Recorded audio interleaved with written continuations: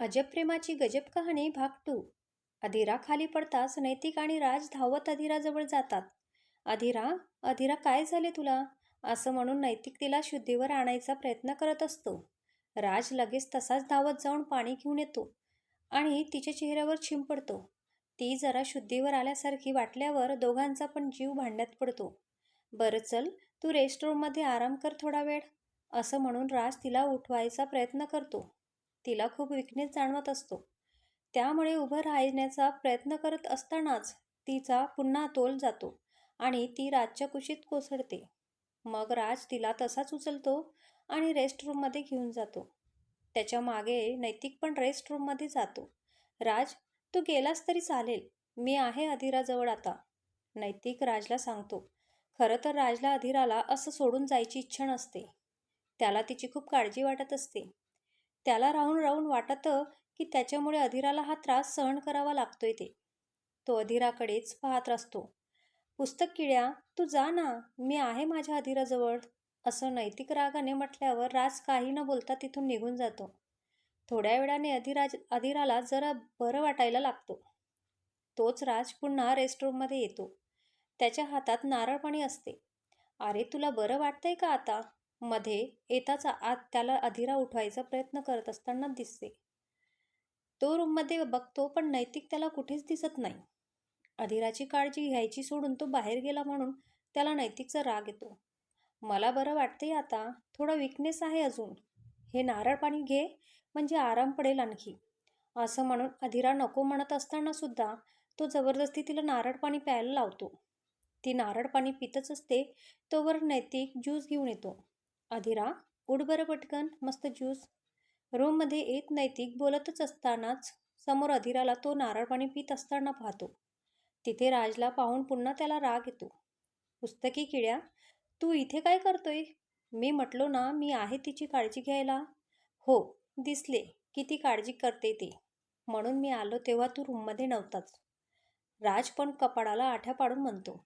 हे बघ हुशार, राज काही बोलणार तोवर अधीरा त्यांना थांबवते. बस, आता ही काय भांडण्याची वेळ आहे का नैतिक? आपण ते ज्यूस इकडे, मी घेते जरा वेळाने. इतक्यात तिथे सपाटे मॅडम येतात. अधीरा, मी जाते आता, तू काळजी घे, असं म्हणून राज निघून जातो. सपाटे मॅडम तिच्या तब्येतीची चौकशी करतात आणि तिला लवकर घरी जायची परवानगी पण देतात. तसेच वाटले तर अजून 1-2 दिवस कॉलेजला न येण्याची परवानगी पण सुद्धा देतात. त्या दिवशी संध्याकाळी राज अधीराला भेटायला तिच्या घरी जातो. जाताना तिच्यासाठी मस्त ऑर्किड, गुलाब आणि निशिगंधाच्या फुलांचा बुके घेऊन जातो. हॅलो काका, अधीराची तब्येत कशी आहे आता? अरे राज, ये ना, बस ना, मी अधीराला बोलवतो. नाही तर तूच जा तिच्या रूममध्ये, मी येतोच मस्त चहा घेऊन, असं म्हणून प्रकाशराव अधीराला आवाज देतात. अधीरा बाबांचा आवाज ऐकून रूममधून बाहेर पडतच असते की राजला एकदम समोर पाहून गोंधळते. राज, तू इथे? नाही, इथे कसा असू शकतो तू?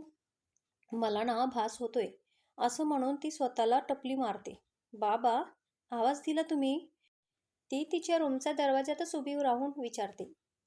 अगं, राज आला आहे ना, म्हणून तुला हाक मारली. तुम्ही बसा रूममध्ये, मी आलोच चहा घेऊन. हे ऐकताच अधीराला कळतं की समोर उभा असलेला राज हा तिचा भास नाहीये. आता बरं वाटतंय का?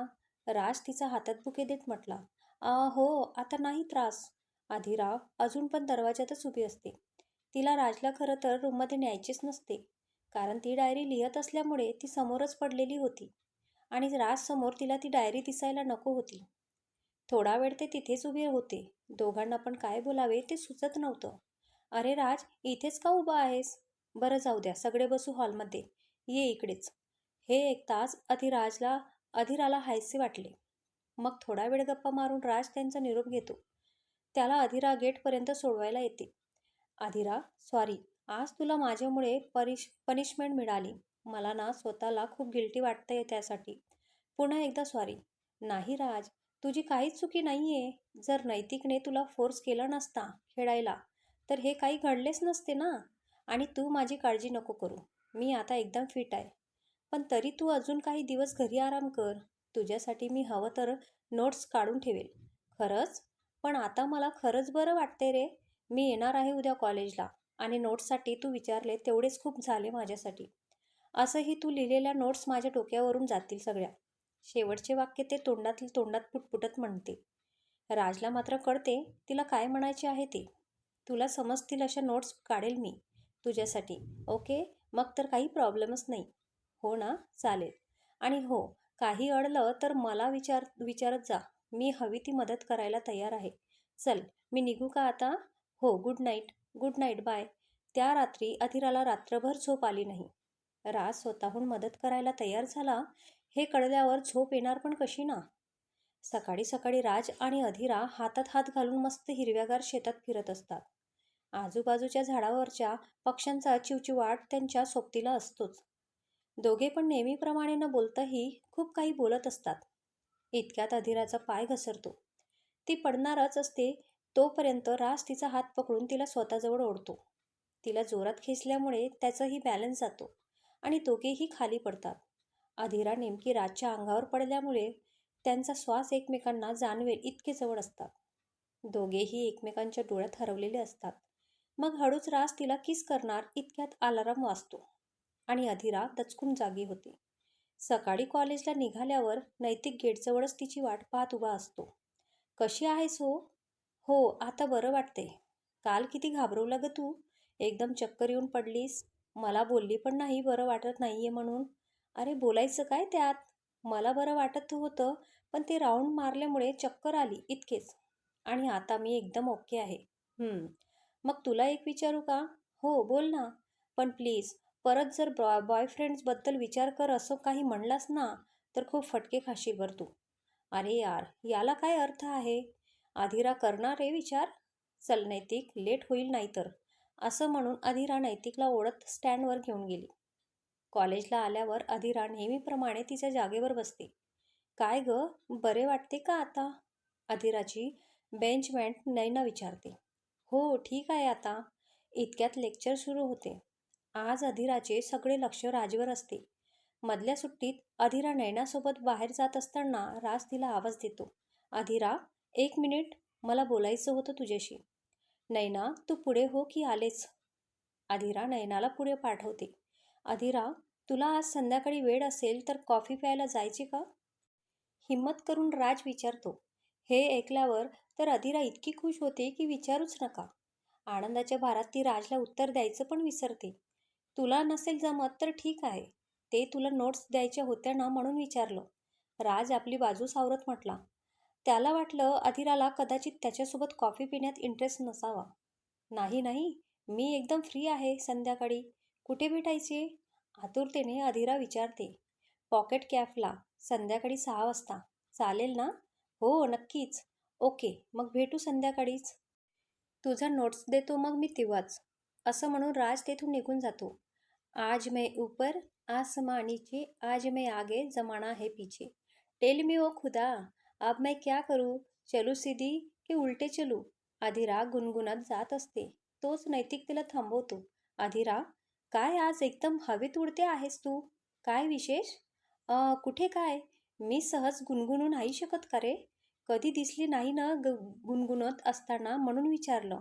बरं ते सोड. आज आपण मस्त मूव्ही पाहायला जायचे का? मला ना कंटाळा आला आहे. मस्त आता लेक्चर बंद करू आणि नेहमीप्रमाणे जाऊ मूव्हीला. आज नाही जमणार नैतिक मला. काम आहे आज. काय? तुला कुठले काम आहे आज? नेहमी तर एका पायावर तयार असते. आज काय झाले तुला? असंच आज मूड नाहीये रे. पुन्हा कधी जाऊ तरी जाऊ ना. असं म्हणून अधीरा तिथून निघून जाते. खरे तर आता दोघांनाही संध्याकाळ कधी होते याचे वेध लागले होते. अधीराचे तर सारे लक्ष राजकडे तिरप्या नजरेतून पाहण्यातच जात होते. पण नैतिकचे लक्ष पण आज अधीराकडेच होते. आज ती मूवीला का नाही म्हणते तेच त्याला कळत नव्हते. संध्याकाळी कॉलेज सुटल्यावर नैतिकला न सांगता कसं जायचे ते अधीराला सुचत नव्हते. कारण नैतिकला जर कळले असते की ती राजला भेटायला जाते तर त्याने तिला जाऊच दिले नसते हे अधीराला पक्के ठाऊक होते. चल की, कसला विचार करते? नैतिक मागून येऊन तिचा हात हातात घेऊन चालायला लागला. तेव्हाच नेमका राज तिचा शेजारून जात होता. त्याने नैतिकला अधीराचा हात हातात घेताना पाहिले असते. तो एक नजर अधीराकडे पाहतो आणि रागात निघून जातो. अधीराचे त्याच्याकडे लक्षच नसते. नैतिक ऐक ना, आज मी घरी नाही येत. मला काम आहे ते आटपून येईल मी घरी. त्याच्या हातातून स्वतःचा हात सोडवत अधीरा म्हणाली. बरं, मग मी पण येतो तुझ्यासोबत. सांग कुठे जायचे आहे? नैतिक तिचा डोळ्यात पाहत विचारतो. ठीक आहे, चल. पण मग नंतर म्हणायचं नाही मी येत नाही असं. तेव्हा तुला जबरदस्ती ओढमध्ये नेईन. चालेल ना? भुव्या उंचावत अधीराने विचारले. असं कुठे जाते की तू? मी नाही म्हणेल यायला. मी ना पार्लरला जाते. चल ना सोबत जाऊ. त्याचा हात पकडून आता अधीरा त्याला घेऊन जायला लागते. ए वेडी झाली आहे का तू? मी जातो घरी माझा माझा. तू कर तुला काय करायचे ते. असं म्हणून नैतिक हात सोडून जायला लागतो. अरे असं कसं? चल ना सोबत जाऊ. चल ना तू येणार होतास ना? नैतिक अरे एक की.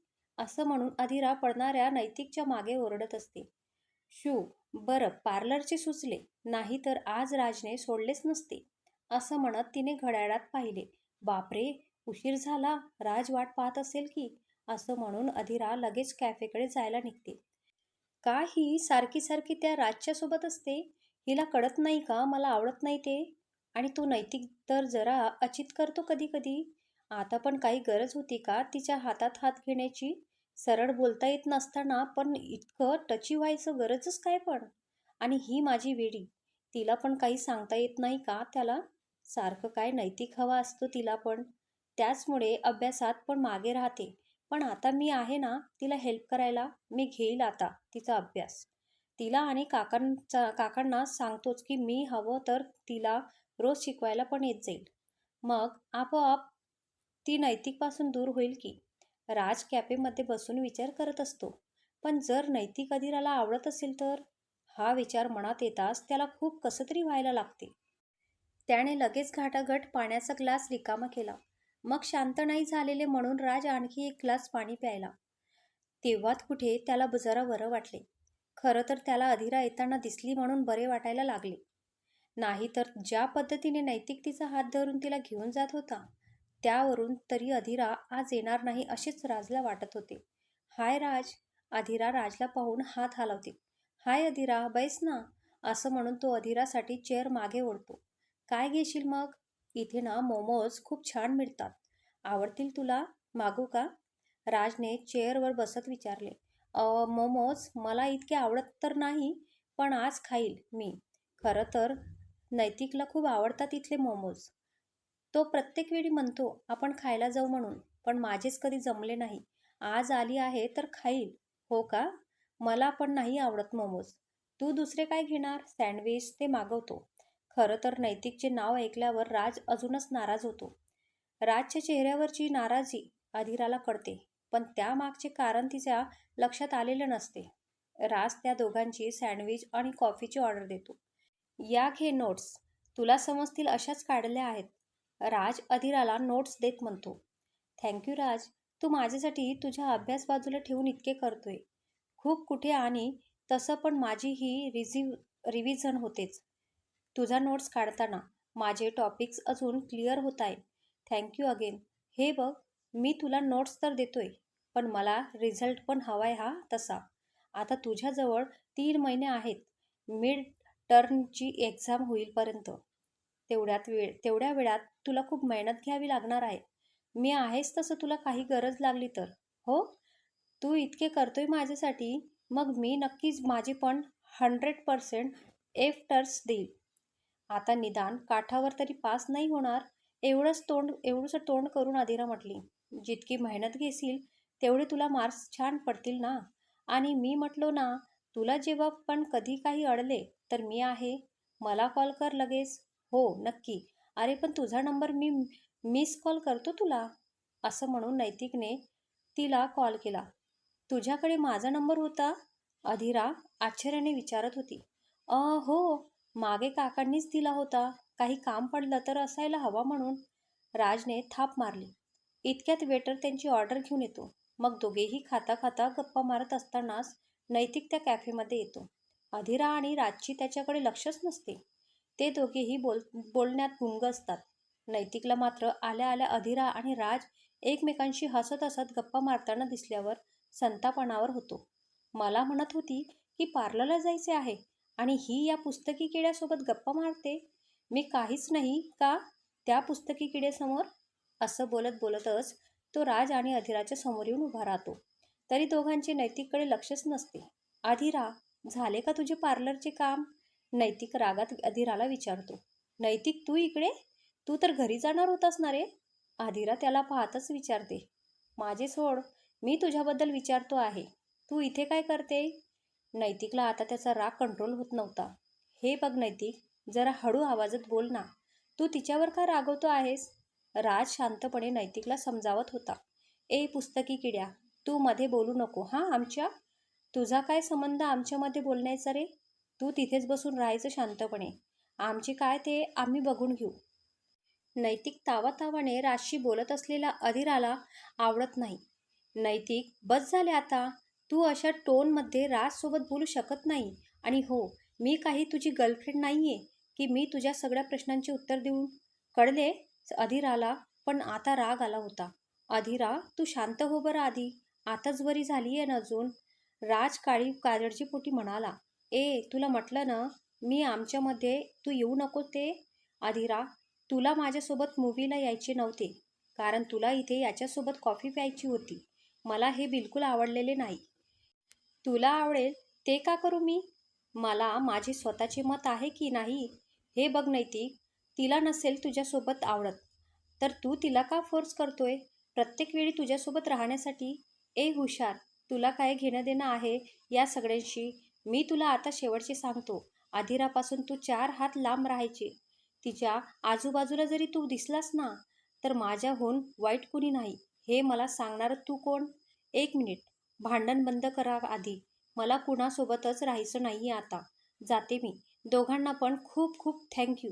असं म्हणून अधीरा रागारागात तिथून निघून जाते. त्या रात्री अधीरा खूप रडते. आज तिच्या आयुष्यातल्या 2 महत्त्वाच्या व्यक्ती तिच्यासाठी भांडल्या होत्या. त्यातले एक प्रेम होते आणि दुसरी निखळ मैत्री.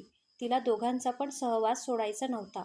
पण आजच्या प्रसंगावरून तिला हे जाणवले होते की तिला शेवटी कोणा एकाचीच निवड करावी लागणार आहे.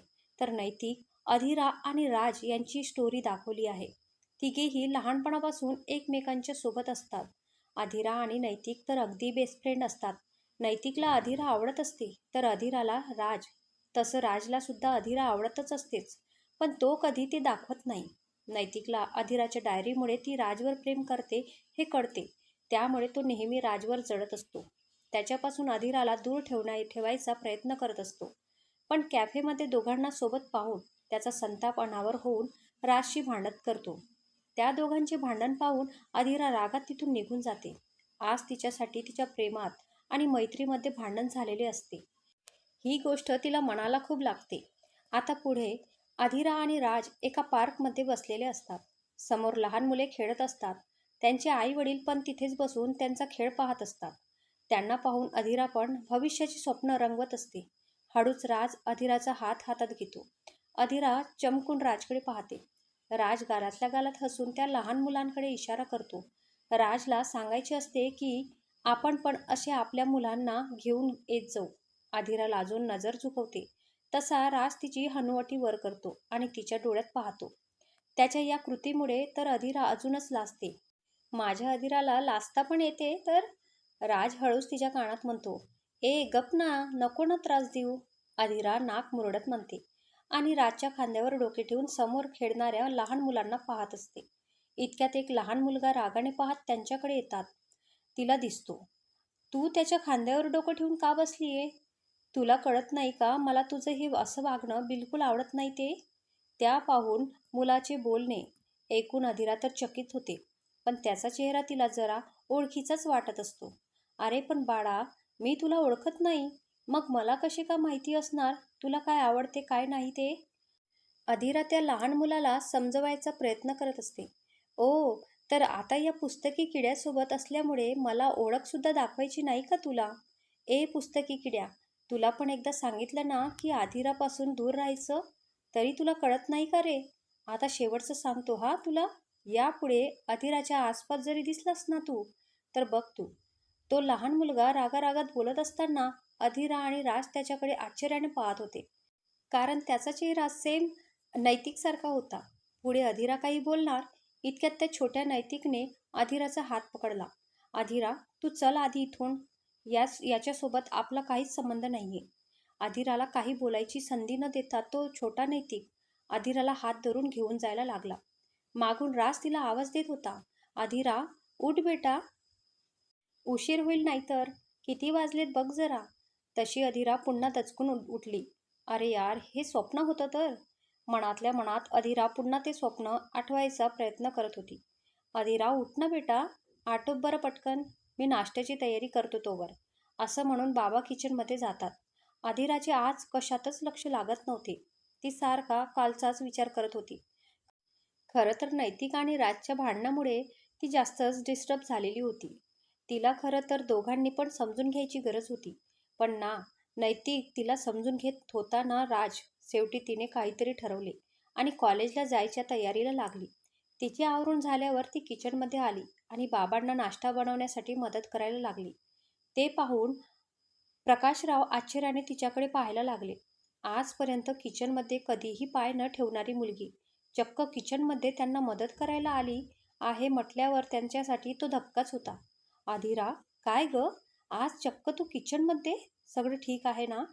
हो बाबा, मला काय झालंय? मी ठीकच आहे. आज तुम्हाला मदत करावी इतकंच वाटतंय फक्त. हो बाळा, तू किचनमध्ये आली ही माझ्यासाठी चांगलीच गोष्ट आहे. पण मला मदत म्हणून तू चहामध्ये जो चहा पावडर म्हणून गरम मसाला घातली ना, त्यामुळे माझे काम कमी व्हायच्याऐवजी तू वाढवते, असे नाही का तुला वाटत? बाबा तिच्याकडे पाहत तिला मसाल्याची बरणी दाखवत म्हटले. अरे सॉरी बाबा, माझा खरंच लक्षात नाही आले. मी पुन्हा करते दुसरा चहा.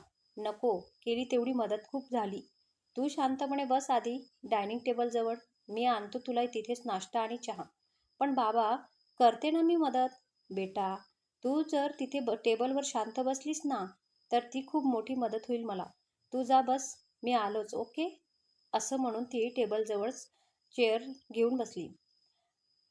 प्रकाशरावांनी तिला नाश्ता आणून दिल्यावर सुद्धा तिचे खाण्याकडेच जास्त लक्ष नव्हते. अधिराचे लक्ष दुसरीकडेच आहे हे त्यांच्या लक्षात आलेलेच होते. पण ती कदाचित सांगेल नंतर स्वतःहून, असा विचार करून त्यांनी तिला काही विचारले नाही. कसं तरी थोडंफार खाऊन अधिरा कॉलेजला जायला निघाली. तेव्हा नैतिक तिची वाट पाहत स्टँडवर थांबलेलाच होता. पण त्याच्याकडे दुर्लक्ष करत ती तिथे उभ्या असलेल्या बाकी क्लासमेटसोबत ती बोलत बसची वाट बघत वेट करत होती. नैतिकला ते खटकले. त्याने पुन्हा तिच्याकडे जाऊन तिच्याशी बोलण्याचा प्रयत्न केला. पण अधिराने नैतिककडं चक्क दुर्लक्ष केले. कॉलेजला गेल्यावर पण आज तिचे राजकडे लक्ष नव्हते. आज तिने सगळे लेक्चर नीट लक्ष देऊन अटेंड केले. आज कॉलेजला आल्यापासून पण राज तिच्याशी बोलण्याची संधी शोधत होता. पण कॉलेज संपेपर्यंत अधिरा नैतिकशी बोललीच ना राजशी. दोघांकडेही तिने दुर्लक्ष केले आज. मधल्या सुट्टीत तर राजने तिला आवाज पण दिला होता. पण तेव्हा पण अधिराने ऐकून न ऐकल्यासारखे केले आणि तेथून निघून गेली. नैतिक तर अगदी प्रत्येक लेक्चर संपल्यावर तिचा बेंच जवळ जाऊन तिच्याशी बोलायचा प्रयत्न करत होता. पण प्रत्येक वेळी ती काही ना काही निमित्त काढून ती त्याला इग्नोर करत होती. संध्याकाळपर्यंत नैतिक आणि राज दोघांचा पण लक्षात आले होते की कालच्या प्रकारामुळे अधिरा त्यांच्यावर नाराज आहे ते. मग दोघांनीही तिला मनवण्यासाठी काही करायचे ठरवले.